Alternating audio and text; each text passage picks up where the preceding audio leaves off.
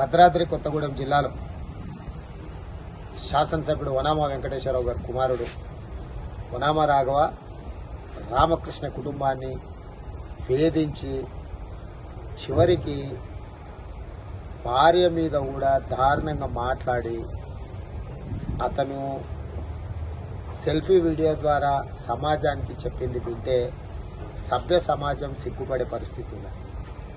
మనుషులు ఇంత దారుణంగా మృగాలుగా మారి ఈ రకంగా వ్యవహరిస్తుంటే వాళ్ళు ప్రధానంగా పాలకపక్షంలో గొప్పగా నీతులు చెప్పుకొని రాజకీయాలలో విలువలు పాటిస్తున్నామని చెప్పుకుంటున్న కేసీఆర్ నాయకత్వంలో ఉన్న శాసనసభ్యుడు కుమారుడు మధ్యతరగతి కుటుంబాలను పట్టి వేధిస్తున్న పీడిస్తున్న సంఘటనకు ఇదొక ఉదాహరణ.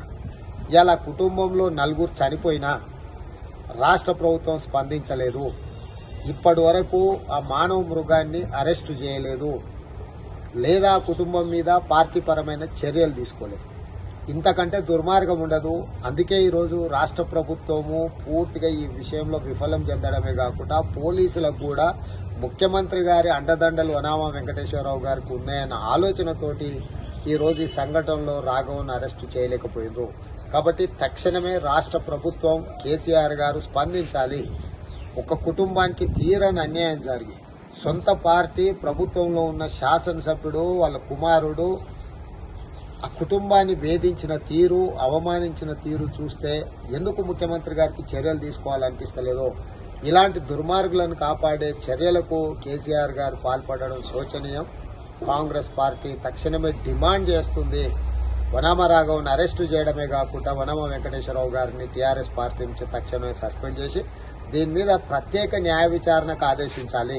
లేదా ఒక ప్రత్యేకంగా ఒక సీనియర్ ఐపీఎస్ అధికారిని వేసి పూర్తి స్థాయిలో ఈ సంఘటనకు కారకులు ఎవరు, సంఘటనకు ప్రేరేపితులు ఎవరు, దీనికి బాధ్యులైన అందరి మీద కూడా చట్టపరంగా కఠినమైన చర్యలు తీసుకోవాల్సిందిగా కాంగ్రెస్ పార్టీ డిమాండ్ చేస్తుంది.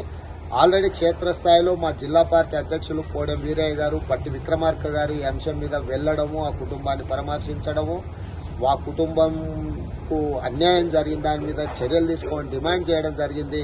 ఇక ముందు కూడా మహిళా కాంగ్రెస్ నుంచి, యూత్ కాంగ్రెస్ నుంచి కూడా ఈ కార్యక్రమాలను చేపట్టి ముందుకెళ్లి ప్రభుత్వం మీద ఒత్తిడి తీసుకురావాల్సిన అవసరం ఉంది.